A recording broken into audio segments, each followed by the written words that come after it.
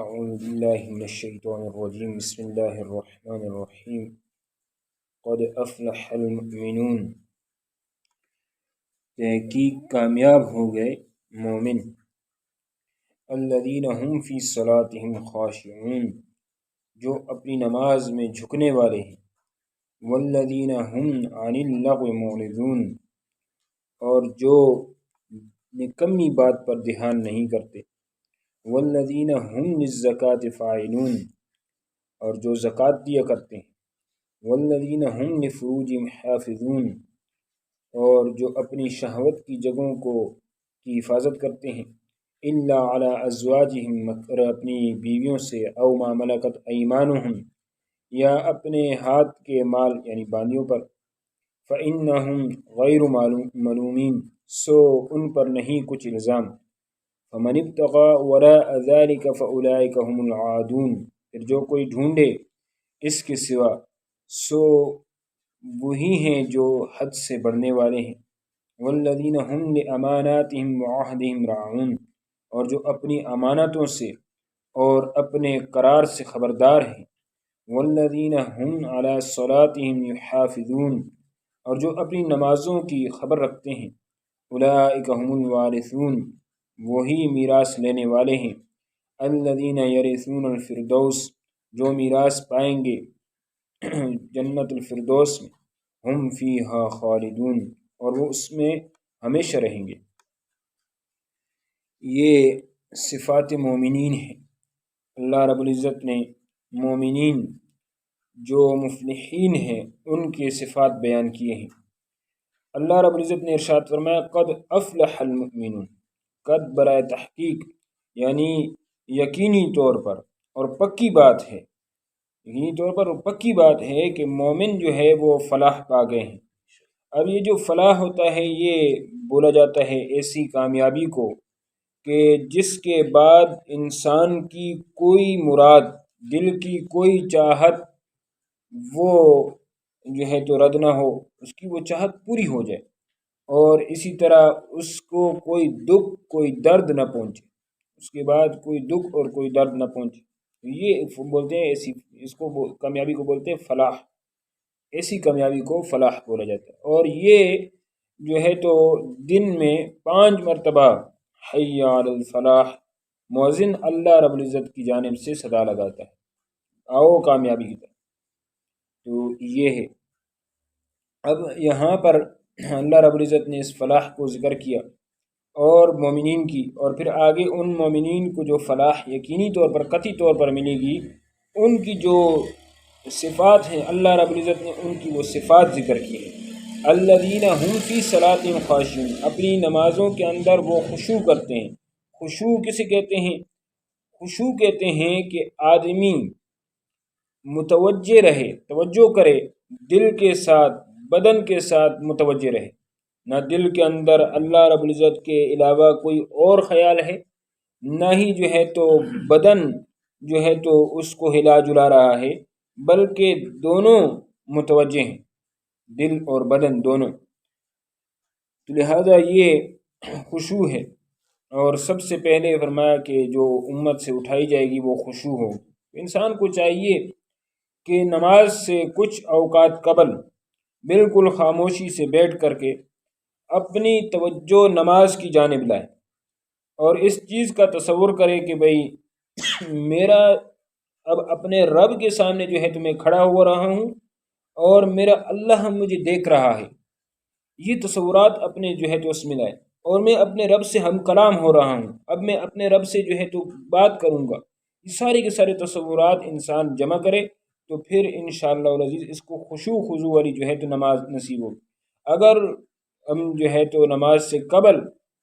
باتوں میں مشغول ہیں تو وہی باتیں، وہی گفتگو، وہی چیزیں دوران نماز بھی چکر کاٹتی رہیں گی، اور وہ جس قسم کی بھی باتیں ہوں، دین کی باتوں سے بھی اس وقت انسان خاموش ہو جائے، دنیا کی باتوں سے بھی اس وقت انسان خاموش ہو جائے، اور توجہ نماز کی جانب، توجہ بالکل نماز کی جانب، ابھی میں کھڑا ہونے والا ہوں۔ اور یہ ہمارے بزرگوں اور اسلاف کا طریقہ کار رہا ہے، اور یہ مشق کرنے کے بعد ہی انسان خشوع والی نماز جو ہے تو پا سکتا ہے۔ جب تک انسان نے مشق نہ کی ہو تو یہ چیزیں بغیر مشق کے حاصل نہیں ہوتی۔ والذین هم عن اللغو معرضون، اور جو نکمی بات پر دھیان نہیں کرتے، فضول باتیں جن کا نہ کوئی دنیاوی فائدہ نہ دینی فائدہ، بس ویسے جو ہے تو ایسی چیزیں ہیں جس کو ٹائم پاس کے لیے آدمی کرتا ہے، ان کی نہ کوئی فائدہ ہے نہ کوئی اس کے ثمرات انسان کو حاصل ہو سکتے ہیں، بس ویسے کہہ رہا ہے کہ میں ٹائم پاس کر رہا ہوں۔ تو یہ ایسی چیزیں نا، ان سے جو ہے تو وہ کرے، اجتناب کرے۔ اور مومن کی جو حسن المرء الاسلامی ترکہ ما لا یعنی ہے، مرد کا جو یہ حسن اسلام ہے یہ اس چیز میں ہے کہ وہ لا یعنی کاموں کو چھوڑ دے، بے مقصد کاموں کو چھوڑ دے جن کاموں کا کوئی فائدہ نہیں ہے، اور ہم تو محض لوگوں کو خوش کرنے کے لیے ایسے لا یعنی کاموں میں پڑ جاتے ہیں، مثلا ڈھول ڈمکے ہو گئے یا ناچ گانے ہو گئے۔ ابھی وہ ایک مفتی کیا نام ہے کہ شاکر، وہ اس کو پتہ نہیں کیا مسئلہ ہو گیا ہے، وہ جو ہے تو اس قسم کے خرافات جو ہے تو بہت زیادہ آج کل بولتا ہے۔ اس نے یہ بات کہی ہے کہ بھئی موسیقی یہ ٹائم پاس کے لیے سننا، اس میں کوئی حرج نہیں ہے، اور اس قسم کی، حالانکہ وَمِنَ النَّاسِ مَن يَشْتَرِي لَهْوَ الْحَدِيثِ لِيُضِلَّ بِهِ عَن سَبِيلِ اللَّهِ، یہ نضر بن حارث کے بارے میں نازل ہوئی، اور اس کے شان نزول کے اندر دو باتیں ہیں۔ ایک یہ ہے کہ اس نے گانے والی باندی لائی، گانا گانے والی باندی، اور ایک میں یہ ہے کہ قصے کہانی والی کتابیں لائی۔ بہرحال دونوں روایتوں میں کوئی ایسی وہ نہیں ہے، ہو سکتا ہے دونوں کام ہوں۔ تو اس نے یہ کیا اور اس کے اوپر یہ آیت نازل ہوئی، اور سخت قسم کا اس پر اللہ رب العزت نے وعیدات اور رد کیا۔ ابن عباس رضی اللہ تعالیٰ نے اس کی آیت کے تحت وَمِنَ النَّاسِ مَن يَشْتَرِي لَهْوَ الْحَدِيثِ کے تحت یہ تفسیر کی ہے کہ بھئی اس سے غنا، گانے بجانے جو ہے تو مراد ہے۔ اب دیکھیں خود اتنی واضح باتیں ہیں، اور پھر بھی ایک آدمی اس قسم کی، اور پھر اس پر لیبل لگا ہوا ہو مفتی کا، اور لوگوں کو گمراہ کر رہا ہو، تو کیا کہیں؟ ایسے جو ہے تو عقل سے عاری آدمی ہے، اللہ رب العزت اس کو بھی ہدایت نصیب فرمائے۔ تو یہ ہے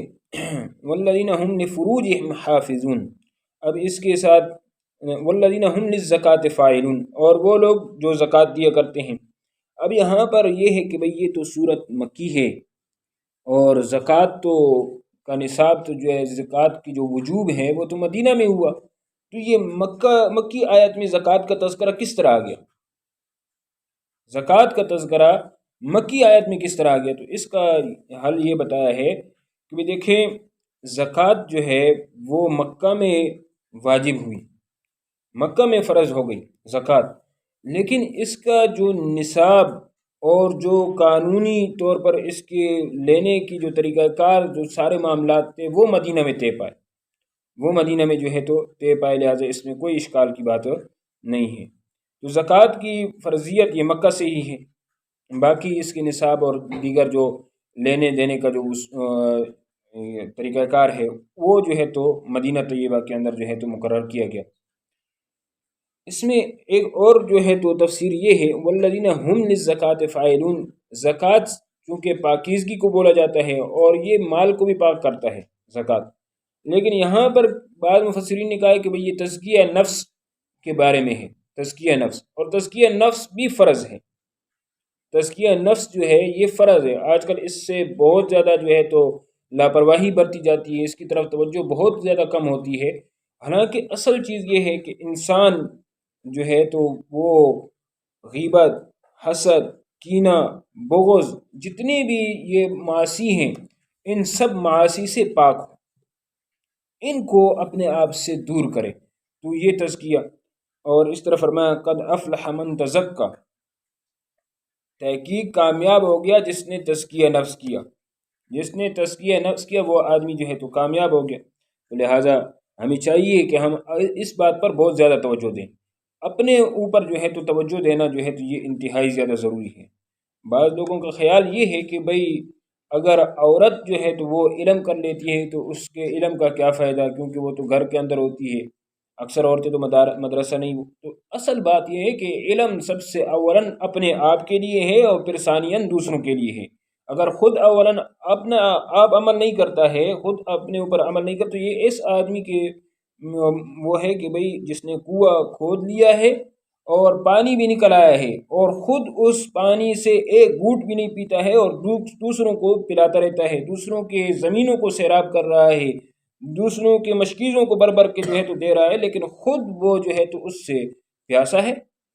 تو سب سے پہلے اولاً اپنے لیے ہے، ثانیاً دوسروں کے لیے ہے، تو لہٰذا یہ اس طرح کی بات کرنا بالکل بھی جو ہے تو درست نہیں ہے۔ والذین هم لفروجہم حافظون، اور جو اپنی شہوت کی جگہوں کو تھامتے ہیں یعنی حفاظت کرتے ہیں،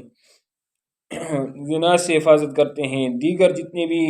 جو غلط کام ہیں ان سب کاموں سے جو ہے تو حفاظت کرتے ہیں، الا علی ازواجہم او ما ملکت ایمانہم، ہاں مگر اپنی عورتوں، اپنی بیویوں سے یا اپنے ہاتھ کے مال باندیوں پر، فإنہم غیر ملومین، سو ان پر نہیں کچھ الزام، ان پر کچھ الزام نہیں ہے، یہ جائز کام ہے۔ فمن ابتغى وراء ذلك فاولئک هم العادون، لیکن جس آدمی نے اس کے علاوہ کوئی اور راستہ ڈھونڈا تو فاولئک هم العادون، یہ جو ہے تو حد سے بڑھنے والے ہیں، حد سے انہوں نے تجاوز کیا ہے۔ مثلا کوئی آدمی جو ہے تو زنا کرتا ہے یا اس قسم کے دوسرے جو ہے تو یعنی جس طرح مشزنی وغیرہ اور ان کاموں میں مصروف ہوتا ہے، تو یہ ساری کی ساری چیزیں یہ اس نے حد سے زیادہ تجاوز کیا ہے اور یہ ناجائز کام ہے۔ اور حد یہ جو مشزنی ہے یہ اس کے بارے میں روایات میں آتا ہے کہ بھئی اس آدمی کا ہاتھ کل قیامت کے دن یہ جو تو حاملہ ہوگا، اس کا ہاتھ کل قیامت یعنی اتنی سخت، اور اس سے جو ہے تو انتہائی زیادہ اجتناب۔ اس کے بارے میں قرآن مجید میں دوسری آیت میں وَلَا تَقْرَبُوا الزِّنَا، زنا کے قریب نہ جاؤ، مطلب یہ ہے کہ زنا کے اسباب کے قریب بھی نہ جاؤ، زنا کے جو اسباب ہیں ان کے قریب بھی نہ جاؤ، اور زنا کے اسباب میں سے سب سے پہلا سبب ہے یہ نظر، یہ نظر ہے، آنکھ کا استعمال درست ہو، آنکھ صحیح چیزوں کو دیکھے، آنکھ درست چیزوں کو دیکھے، تو اب اس صورت میں یہ جو انسان ہے یہ زنا وغیرہ ان چیزوں سے بچا رہے گا اور محفوظ رہے گا۔ اسی طرح جو ہے تو والذین هم لاماناتہم وعہدہم راعون، امانتوں کی اور جو وعدے انہوں نے کیے ہیں، اقرار جو انہوں نے کیے ہیں ان کی جو ہے تو خبردار ہیں، ان کی پاسداری کرتے ہیں، ان کی رعایت رکھتے ہیں۔ یعنی کسی نے امانت رکھی ہے تو جیسے امانت یہ ہوتا ہے کہ ایک ہوتا ہے قرض وغیرہ، تو قرض میں یہ ہے کہ اگر نوٹ لازمی بات ہے اس میں بدلیں گے، قرض تو لیا اسی لیے ہے کہ وہ خرچ ہو جائے، لیکن امانت میں جو نوٹ دیا گیا ہے اسی نوٹ کو بعینی ہی اسی کے حوالے واپس کیا جائے۔ اگر اس آدمی نے نوٹ کو تبدیل کر دیا، نوٹ کو، یہ نوٹ دیا ہوا ہے اور ایک سیریل نمبر اس نوٹ کا ہے اور سب کچھ، اس نے وہ دوسرے سیریل نمبر والا نوٹ اس کو دے دیا ہے، تو اس آدمی نے بھی خیانت کر دی ہے، اور اس کو چاہیے کہ یہ اس کو بتائے کہ بھئی اس وجہ سے مجھ سے جو ہے تو یہ پہلے تو کرنی نہیں چاہیے، اگر ہو جائے کہیں خدا نہ خواستہ پھر اس کو بتا دے کہ بھئی مجھ سے یہ غلطی ہو گئی ہے، آپ کا نوٹ یہ والا تھا لیکن وہ فلاں مقام پر مجھ سے غلطی سے لگ گیا ہے، اس کی جگہ میں نے یہ نوٹ رکھا تھا، تاکہ کل قیامت کے دن اس کا مواخذہ اس بات پر نہ کیا جائے۔ تو لہٰذا یہ انتہائی زیادہ جو ہے تو اہم بات ہے۔ اسی طرح جس آدمی کو وکیل بنا دیا جائے، وکیل یہ ہوتا ہے کہ بھئی کسی کو بول دیا جائے کہ بھئی میرے لیے جو ہے تو ٹماٹر لے آؤ، میرے لیے جو آپ اٹک جا رہے ہیں تو وہاں سے وہ اچھے والا صابن جو ملتا ہے برتن والا وہ لے آؤ، یا میرے لیے فلاں جو کپڑے ہیں وہ کپڑے لے آؤ، یہ اس آدمی کو وکیل بنا دیا گیا۔ اب یہ اس کو جو پیسے دیے گئے ہیں یہ بھی امانت ہے، یہ بھی امانت ہے، اور ہمارے استاد جی جو تھے وہ اس مسئلے میں انتہائی زیادہ احتیاط کرتے ہوئے وہ یوں کہتے تھے کہ بھئی میں امانت نہیں رکھتا ہوں، ہاں البتہ اپنے پیسے مجھے قرض دے دو، اپنے پیسے مجھے قرض دے دو۔ اب اس میں کیا ہے کہ بھئی قرض دے دیے تو قرض میں اگر نوٹ بدل جائے تو کوئی حرج نہیں، کوئی گناہ نہیں، میں آپ کے پیسے قرض بطور قرض تو لے سکتا ہوں لیکن بطور امانت نہیں لیتا، بطور امانت نہیں، تو اس طرح اپنے آپ کو جو ہے تو وہ بچاتے تھے۔ شروع جو ہے تو اس طرح عہد ہے اور معاہدہ، عہد وہ ہوتا ہے جو ایک آدمی کی جانب سے ہو، مثلا کوئی آدمی اس کو بول دے کہ ٹھیک ہے انشاءاللہ میں صبح آپ کے پاس ناشتہ کروں گا، میرا آپ سے وعدہ ہے، تو یہ عہد ہے۔ اور معاہدہ جو دونوں آدمیوں کی طرف سے طے پایا جائے کہ بھئی ٹھیک ہے ہم آپ کو ووٹ دیں گے، جس طرح آج کل ووٹ کا سلسلہ ہے، ہم آپ کو ووٹ دیں گے لیکن آپ نے ہمارے علاقے میں کام کرنے ہیں۔ اب ووٹ دیں گے اور آپ نے، اب یہ دونوں جانبین سے ہیں، وہ بھی کہتے ہیں ٹھیک ہے میں آپ لوگوں کے علاقے میں کام کروں گا، آپ لوگوں کے مسائل کو حل کروں گا، یہ بھی کہتے ہیں ٹھیک ہے ہم آپ کو ووٹ دیں گے، یہ معاہدہ ہے۔ اب جو بھی آدمی اس کی خلاف ورزی کرے گا وہ غدر اور دھوکے میں ہوگا، وہ غدر کرے گا، دھوکہ کرے گا، لہٰذا یہ بھی ناجائز اور حرام ہے، ان سے بھی بچنا چاہیے۔ لہٰذا جو کام بھی انسان کرے اس کو سوچ سمجھ کر کرے، اس میں پھر پورا مکمل طور پر ایک چیز کا تجزیہ نکالے کہ بھئی یہاں پر مجھے معاہدہ کرنا چاہیے، یہاں پر نہیں کرنا چاہیے، یہاں پر معاہدہ کروں گا تو فائدہ ہوگا، یہاں پر معاہدہ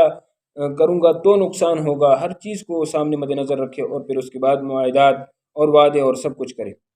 والذین هم علی صلاتهم یحافظون، سب سے پہلی جو صفت بیان کی الذین هم فی صلاتهم خاشعون، اور سب سے جو آخر میں بیان فرما رہے ہیں والذین هم علی صلاتهم یحافظون، شروع بھی نماز صلات سے کیا، اختتام بھی جو ہے تو صلات پر کر رہے ہیں۔ تو اس میں نقطہ یہ ہے